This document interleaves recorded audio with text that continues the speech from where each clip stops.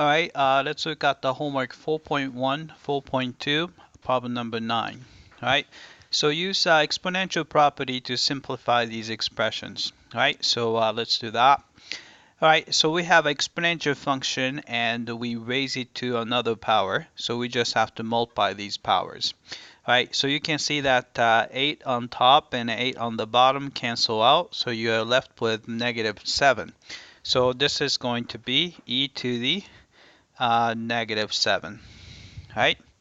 So next one, it's a division, so we do a subtraction between powers. So it's a 7 minus -1/2, so it's going to be 7 plus 1/2.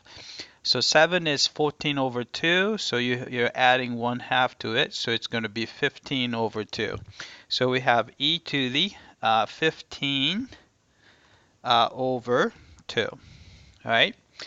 I'm going to just get rid of this parentheses there.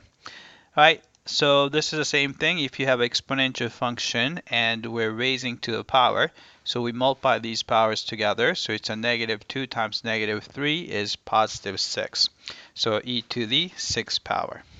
All right, last one. So this is a multiplication. So we add these two numbers together.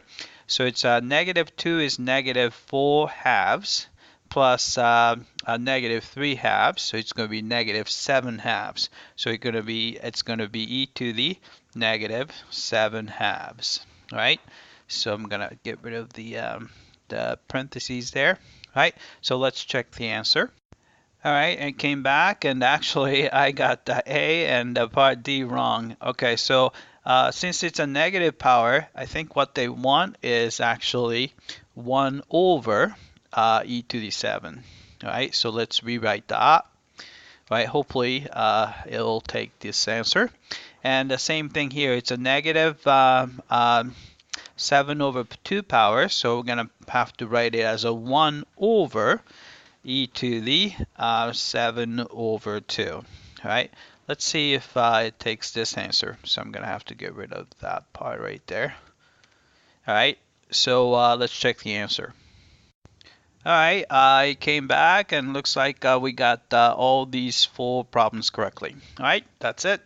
I hope that this was clear.